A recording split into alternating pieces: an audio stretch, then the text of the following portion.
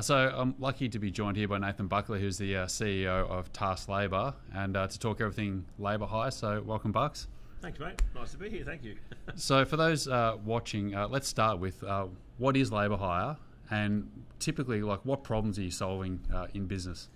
Well, labour hire is essentially a third party that a company goes to when they can't procure the people that they need for the work that they have.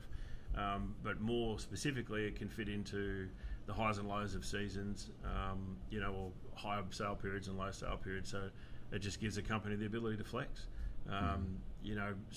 Agri seasons are probably the best example where for the next 4 months you're going to be flat out, and then that's going to turn off, and you fall back into some factory work, and 3 months later there's nothing on again.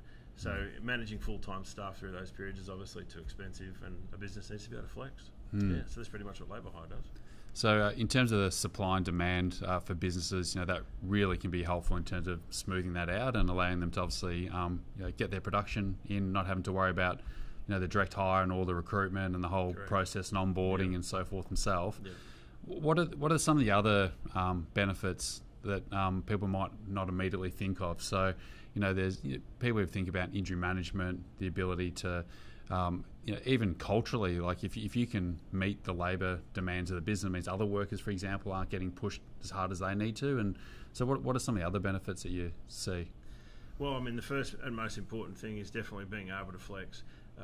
In this day and age, probably one of the biggest benefits is simply being able to get access to decent staff, people that turn up every day.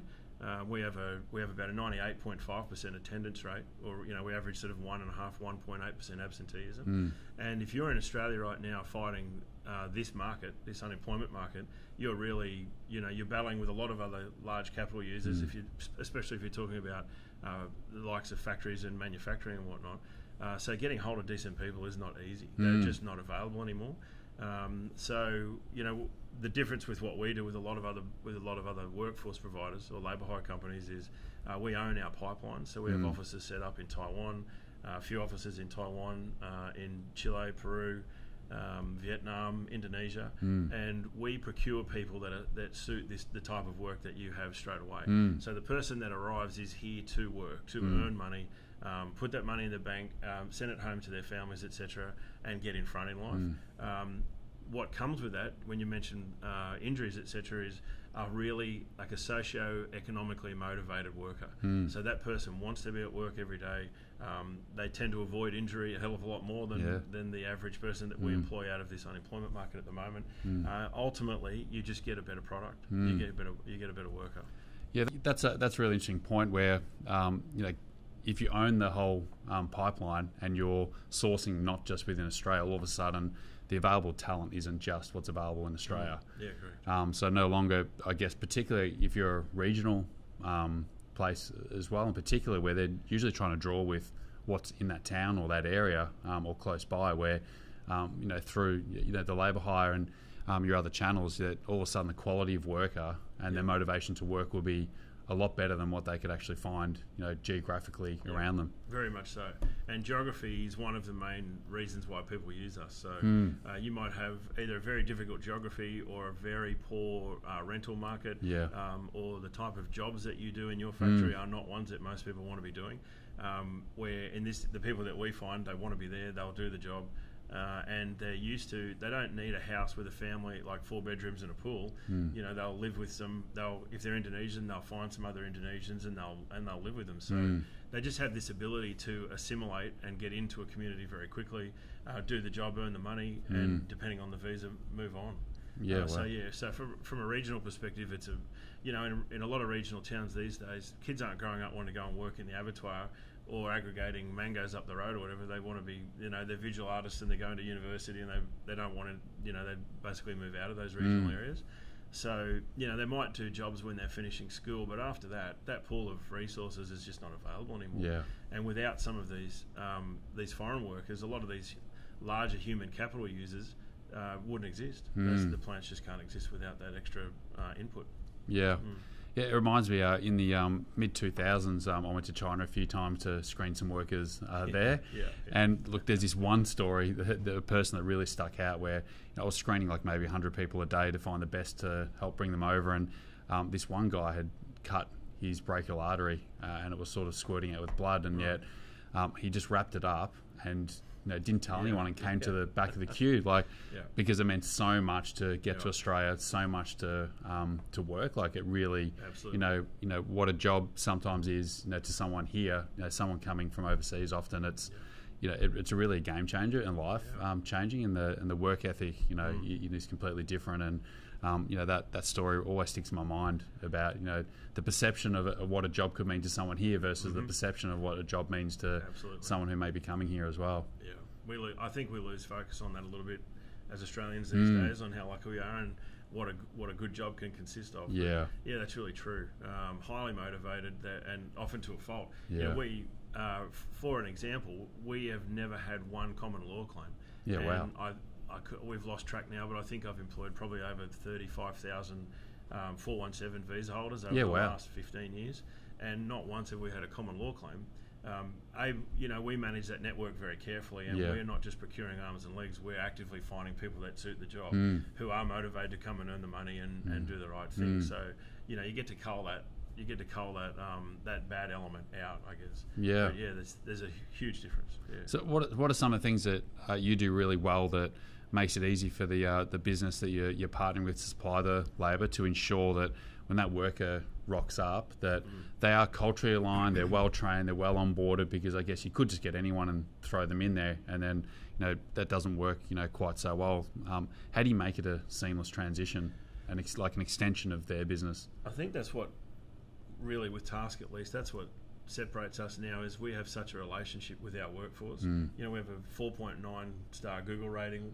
With our clients, we have an NPS now of around 87. Every twice a year we do that. Yeah. So we're really proud of that. But that's all indicative of how well we just make problems go away. And that's the key. Is these days, as an example, an abattoir just wants to get meat off the bone. Their priority, especially in peak periods when you're trying to flex, it's not about your job. You don't want your core job to have to be getting the people. You just want to go and get meat off the bone. Dial that plant up and get it running to the best of its ability. Where to have a partner like us who takes care of everything else and supplies a sustainable and stable product that hangs around for the period of time that you need it, makes problems go away. So really, the differentiator between using a third party like Task and doing it yourself is this whole package where we have Taiwanese staff in Taiwan procuring Taiwanese kids to come to Australia and do your job for you. Through the Task network, under the Task banner, with all of the support that comes in the back end from Task around housing and getting to and from work, and when you arrive, and medicals, and handling injuries as they occur, and all that kind of thing. So you get a lot of bang for your buck. Ultimately, in many instances, the on costs in a factory are that high that you're almost absorbing the margins of a third party anyway, because we get to control our on costs so much more. So often you're on par on cost as well. Yeah. I have seen in industry a lot of people frustrated who are using labour hire, where then the labour hire can't get people, and all of a sudden they're trying to use a labour hire company to smooth out those ebbs and flows, but then the labour hire company actually can't get the people themselves, and then that becomes a point of frustration. So I guess what you're saying is because you've spent so much time building these networks overseas and controlling that flow, that it really allows you to be really reliable in terms of providing that and high quality workers. Very much so. There's been a strong focus on the Pacific Islands with the Australian government over during COVID and post-COVID, but we went in another direction knowing that would come to an end, and we have built our own office in Jakarta, our own offices in Vietnam, our own offices in Taiwan, and 2 desks in Latin America now as well, and working towards an office. And that's definitely the differentiator. Absolutely, is getting your own people. There's an arms and legs mentality in labour hire, and you want to remove that. If you're really doing your job properly and you're providing the best service, you're not just throwing arms and legs at something. You're giving them a product that they want it there for the next 9 months, and next winter it can turn off and move on. And the job's done.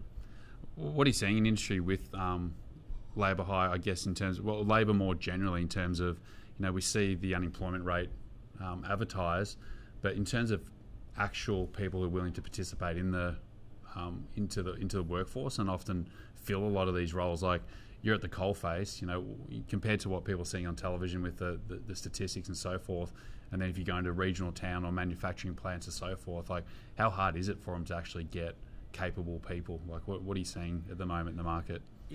There's always, there's always good workers out there. There's always great Aussies that want to work, and I think there's a lot of work put in by some of these larger food brands where you're trying to educate a town or a marketplace that, hey, there's more here than just putting fruit in the can every day. You can get into quality assurance or compliance, or there's a range, or management and finance or whatever. There's a million and one things that you can learn to do in these big factories. But unfortunately, so many of those opportunities are filtered out because really young people just aren't interested in that anymore. So you miss out on being able to, facilitate and grow those skill sets with locals in your business. And it really now is a thing of the past. And what's really changed these days in labour hire, not just in labour hire but immigration in Australia, is those roles now are being filled by others. And we might bring in some 462 visa holders from Indonesia, and then 3 years later they've got the English and they've developed the experience to pass for a 482. And now they've got full work rights in Australia for another 4 years, and then 7 years later they're such a part of that organisation now they're offered a role and come and learn QA or do something else, and they're sponsored by that client, and off they go. And that's really that's the big shift these days in the really large human capital businesses, particularly in manufacturing and food manufacturing. That's been the big difference, is those roles are being filled by immigrants now.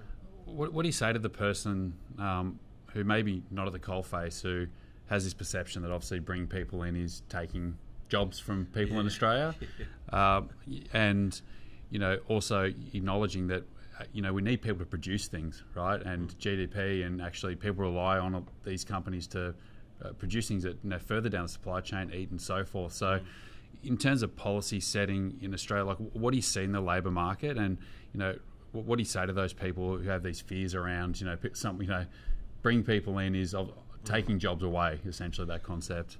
Gee, wouldn't it be nice to have had a voice over the years in the political arena to set everybody straight on that? It's just not true. The reality is all of these large factories are all looking for staff. They can't get them, and the only place they ever come from now is from a foreign pathway or pipeline. So that's definitely not the case. It's always been something that we've had to battle over the years, but we're getting to a point where the mentality these days in country towns, as well as inside these large plants, is that people understand that without that input, the business ceases to exist. So the mindset of workers and Australians is changing towards that, but it's still a great little political number that people like to pull out against against letting people into the country to work. Definitely not the case. Just at a personal motivation level, I mean, you must see people that you bring across who are really excited to come to Australia and get this opportunity, go into a place, do a great job, move into a community, embed themselves, and become a great contributing member of that community. What are you proud of in terms of your business being able to facilitate? Like, what is it that you sit back and go, yep, like, we're here to deliver labour to sites, but there's this broader thing that's going on as well. What are you most proud of? Oh, there's so much. We see it so much. We've had so many workers that have met Australians and got married, got full work rights. Most of the people that help us run Task Labour Australia, our staff, have all come to Australia at some point and worked themselves. So they've all been a part of that process. So we're just kind of this, like, culturally here, we're this big living, breathing proof that the system works, and that it is actually an excellent input into Australia, and that so many great people and great skills can come from somewhere else. We're proud of so much. I think when you look at something like the Google ratings, they don't lie. You can't have hundreds of people come in and give you, they don't just give you 5 for no reason. Because we impact on their lives. And if you're in Taiwan and you're thinking, I'm going to go to Australia and get a job, like, that's pretty scary. But to have a group that have got this reputation as being honest and honourable and doing the right thing by you, and then seeing those people come to Australia, work, earn their money, travel across 4 different regions of Australia over 3 years, and then give you a 5-star rating saying my Australia experience was exceptional. I love that, and I'm really proud of that. But probably the most proud moments were over the years ago, a lot of guys we'd employed from Afghanistan who we have exceptional relationships with now, who have worked for us and who are now managing plants themselves, who also help us find people offshore because they love us and they love what we did for them and the impact we had on their lives. And we've got a few guys from Afghanistan at the moment whose wives work for us in the back end, and there's just something about that where like there's this complete circle, I guess, where you've just done something good, and it's kind of good for everybody. We're running a good business, we're delivering a great service, and along the way there's a candidate that's getting something out of it. It's pretty cool. Yeah. And I guess we're just a bit obsessed with what we do. You've got to be. Yeah.